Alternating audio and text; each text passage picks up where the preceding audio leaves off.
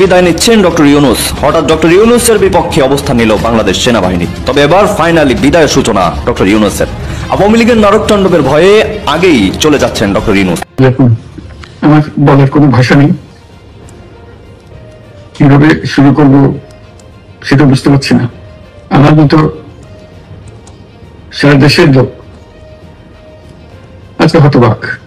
এরকম একটা কাণ্ড করতে পারে আমরা কেউ কল্পনা করিনি,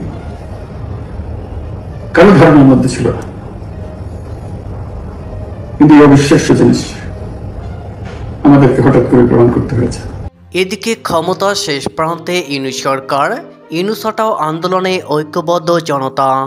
বাধা দিলে কিন্তু বাঁধবে লড়াই, এ লড়াই চলবে, বাধা দিয়ে বন্ধ করা যাবে না। তারা এই লকডাউন, শেখ হাসিনার কর্মসূচিকে বাধা দেবে। তাদের নাম ঠিকানা আমরা তুলে রাখছি, কেউ নিস্তার পাবেন না। এদিকে ইউনূসের জঙ্গি শাসনের বিরুদ্ধে ঐক্যবদ্ধ প্রতিরোধ গড়ে তোলার আহ্বান শেখ হাসিনার।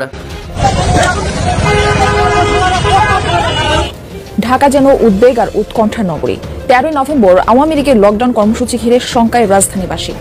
জঙ্গি মব সন্ত্রাসের জন্য অবৈধ অসাংবিধানিকভাবে ক্ষমতা দখলকারী অর্থ ক্ষমতালোভী ফ্যাসিস্ট ইউনূসের পদত্যাগ, অবৈধ আইসিটি আদালতে সেনাপ্রধান জেনারেল ওয়াকার খান প্রধান উপদেষ্টা ডক্টর মোহাম্মদ ইউনূসের সাথে দেখা করেন। জেনারেল ওয়াকার খান ডক্টর ইউনূসকে বলেছেন, স্যার বর্তমানে দেশের যে অবস্থা এবং আন্তর্জাতিক যে পরিস্থিতি, তাতে বোধহয় আপনার চলে যাওয়াই মঙ্গল। এদিকে জয় বাংলা স্লোগান শুনে আতঙ্কগ্রস্ত এনসিপির মিছিল। এদিকে সেনাবাহিনীর গাড়িও এসেছিল, থামাতে পারেনি জনতার স্লোগান। সাধারণ মানুষের অংশগ্রহণে সফল ঢাকা লকডাউন কর্মসূচি।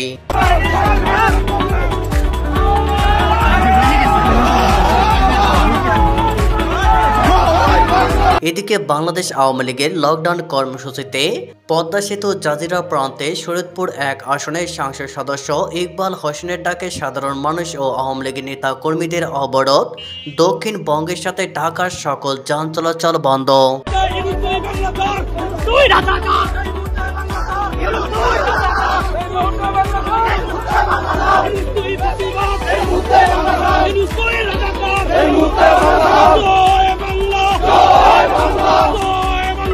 এদিকে ক্ষমতা শেষ প্রান্তে ইউনূস সরকার, ইউনূস হটাও আন্দোলনে ঐক্যবদ্ধ জনতা। দেশের রাজনৈতিক আকাশে এখন ঘন কালো মেঘ। ঘটনা প্রবাহ এত দ্রুত পাল্টে যাচ্ছে যে সাধারণ মানুষ থেকে শুরু করে রাজনৈতিক বিশ্লেষকরাও হতবাক। আজ থেকে শুরু হয়েছে আওয়ামী লীগের ধারাবাহিক কর্মসূচি, যার লক্ষ্য একটাই, ইউনূস হটাও দেশ বাঁচাও। এই কর্মসূচি চলবে 20 তারিখ পর্যন্ত। আজকের লকডাউনের প্রতিধ্বনি ইতোমধ্যেই দেশ জুড়ে পাল্লা ভরতেই সাড়া জাগিয়েছে। রাজধানী সহ দেশের বিভিন্ন জেলায় জনগণের স্বতঃস্ফূর্ত অংশগ্রহণ প্রমাণ করে দিয়েছে মানুষ আর চুপ নেই। অবৈধ ও গণতান্ত্রিক ও জনবিমুখ সরকারের বিরুদ্ধে এই লকডাউন যেন এক নতুন জাগরণের সূচনা। মানুষ এখন বুঝে গেছে, দেশ বাঁচাতে হলে প্রথমেই ইউনূসের পদত্যাগ নিশ্চিত করতে হবে। রাজনৈতিক বিশ্লেষকরা বলছেন, ইউনূস সরকারের অবস্থা এখন লেজে গবরে। প্রশাসন বিভক্ত, আমলা দ্বিধাগ্রস্ত, আর মাঠের কর্মীরা দিশেহারা। এই অবস্থায় একটুখানি চাপ বা জনতার একজোয়ারই হতে পারে সরকারের পতনের কারণ। কেউ কেউ মনে করেন, পরিস্থিতি আরো ঘনীভূত হলে ইউনূস পালানোর পথ খুঁজবেন, আত্মহননের পথও বেছে নিতে পারেন। ইতিহাসের বহু স্বৈরশাসকের মতোই আওয়ামী লীগের নেতৃত্বে দেশ জুড়ে যে গণ আন্দোলনের ধারা তৈরি হচ্ছে, তা এখন থামার নয়। এই আন্দোলন কেবল কোনো রাজনৈতিক দলের নয়, এটি জনগণের আন্দোলন। অত্যাচার, নিপীড়ন ও মিথ্যাচারের বিরুদ্ধে ন্যায়ের লড়াই। আজকের লকডাউন প্রমাণ করেছে, জনতা একজোট হলে কোনো শক্তি তাদের রুখতে পারে না। ইউনূস পদত্যাগ না করা পর্যন্ত আন্দোলন চলবে, এই ঘোষণা এখন রাস্তায় জনসভা প্রতিটি মানুষের কণ্ঠে প্রতিধ্বনিত হচ্ছে। এই আন্দোলনের সমাপ্তি ঘটবে কেবল তখনই যখন ইউনূস স্বেচ্ছায় গদি ছাড়বেন অথবা জনগণের ঢেউয়ে তা ভেসে যাবে। দেশের ইতিহাসে এক নতুন অধ্যায় শুরু হয়েছে, যেখানে ভয় নয়, আশা কথা বলে। যেখানে প্রজন্মের শপথ একটাই, বাংলাদেশকে মুক্ত করতে হবে দুর্বৃত্তদের শাসন থেকে, আবার ফিরিয়ে আনতে হবে বঙ্গবন্ধুর বাংলাদেশ। প্রধানমন্ত্রী শেখ হাসিনা এদেশের মুক্তিযুদ্ধের ধারক বাহক, মেহনতি মানুষের আশার আলো, দেশের মানুষের মুক্তির একমাত্র ভরসা। তিনি তাকে মিথ্যা মামলায় ফাঁসানো হচ্ছে, যে দেশে ৮০% মানুষ মেনে নিতে পারছে না। তাই জনগণ স্বাধীনতা বিরোধীদের হাতে ক্ষমতা আর দেখতে চায় না। ইউনূসগণ দেশের শত্রু, এদের বিচার মানুষ চায়। আন্দোলনকারীরা স্পষ্টভাবে বলছেন, ইউনূস পদত্যাগ না করা পর্যন্ত তাদের কর্মসূচি চলমান থাকবে। এদিকে ইউনূসের জঙ্গি শাসনের বিরুদ্ধে ঐক্যবদ্ধ প্রতিরোধ গড়ে তোলার আহ্বান শেখ হাসিনার। অন্তর্বর্তী সরকারের প্রধান উপদেষ্টা মোহাম্মদ ইউনূসের শাসনামলকে জঙ্গি শাসন হিসাবে অভিমত করে প্রতিহত করতে দেশবাসীর উদ্দেশ্যে আহ্বান জানিয়েছেন ক্ষমতাচ্যুত প্রধানমন্ত্রী শেখ হাসিনা। 13 নভেম্বরের প্রথম প্রহরে পূর্ব ঘোষিত লকডাউন কর্মসূচিকে সফল করতে আওয়ামী লীগ ও এর অঙ্গ সংগঠনকে উদ্দেশ্য করে এক বার্তায় তিনি এ আহ্বান জানান।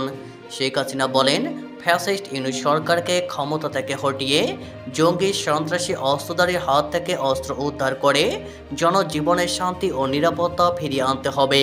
সকল শ্রেণী পেশা দলমত নির্বিশেষে যারা স্বাধীনতায় বিশ্বাস করেন, যারা মুক্তিযুদ্ধের চেতনায় বিশ্বাস করেন, যারা অসাম্প্রদায়িক চেতনার বাংলাদেশ গড়ে তুলতে চায়, বাংলাদেশের ভবিষ্যৎ উজ্জ্বল হোক, সুখী সমৃদ্ধি জাতি গড়ে উঠুক, উন্নত বাংলাদেশ গড়ে উঠুক, যারা চান তাদের সবাইকে আমি ঐক্যবদ্ধ হয়ে আগামীকালের কর্মসূচি সফল করা এবং এরই ধারাবাহিকতায় ইউনূসের পতন না হওয়া পর্যন্ত এই আন্দোলন অব্যাহত রাখার জন্য আমি আহ্বান জানাচ্ছি। আওয়ামী লীগকে জনগণের সংগঠন হিসাবে উল্লেখ করে তিনি বলেন, আওয়ামী লীগ মাটি ও মানুষের থেকে উঠে এসেছে। আওয়ামী লীগ গড়ে উঠেছে জনগণের শক্তিতে। অবৈধভাবে ক্ষমতা দখলকারীর পকেট থেকে গড়ে ওঠা দল নয়। আর অবৈধ পথে ক্ষমতা দখলকারী বলে দেবে আওয়ামী লীগ নিষিদ্ধ। আওয়ামী লীগ এভাবে নিষিদ্ধ হয় না, হবে না। সারা দেশে আওয়ামী লীগের নেতা কর্মীদের বাড়িঘরে হামলার ঘটনার কথা উল্লেখ করে শেখ হাসিনা বলেন, তৃণমূল থেকে আওয়ামী লীগের সমস্ত নেতাকর্মীদের বাড়িঘর, ব্যবসা প্রতিষ্ঠান, জীবন জীবিকা সব বন্ধ করে জ্বালিয়ে পুড়িয়ে ছারখার করে দিয়েছে। ডক্টর ইউনূসের শাসনকে জঙ্গি শাসন আখ্যা দিয়ে 4 বারের প্রধানমন্ত্রী বলেন, দেশকে জঙ্গি শাসন থেকে মুক্ত করার জন্য সকলকে আজ ঐক্যবদ্ধ হওয়ার আমি আহ্বান জানাচ্ছি। ইনশাআল্লাহ বাংলাদেশের এই কালমে কেটে যাবে। বাংলাদেশের মানুষ আবার সুন্দর জীবন ফিরে পাবে। এদিকে জয় বাংলা স্লোগান শুনে আতঙ্কগ্রস্ত এনসিপির মিছিল। নারায়ণগঞ্জে 13 নভেম্বর একটিমাত্র জয় বাংলা স্লোগানে ছন্নছাড়া হয়ে পড়ে জাতীয় নাগরিক পার্টি এনসিপির এক মশাল মিছিল। আতঙ্কগ্রস্ত হয়ে ভয়ে পালিয়ে যাওয়ার চেষ্টা করে মিছিলে আগত সমর্থকরা।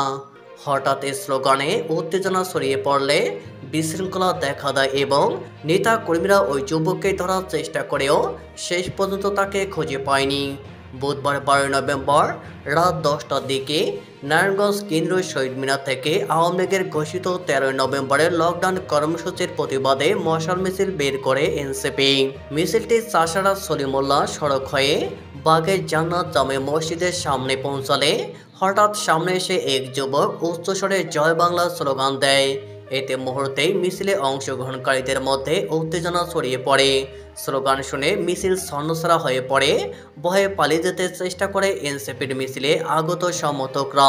চোখের পলকে কয়েকজন কর্মী তাকে ধাওয়া করেন, কিন্তু তিনি মসজিদের গলিপথে ঢুকে পালিয়ে যান।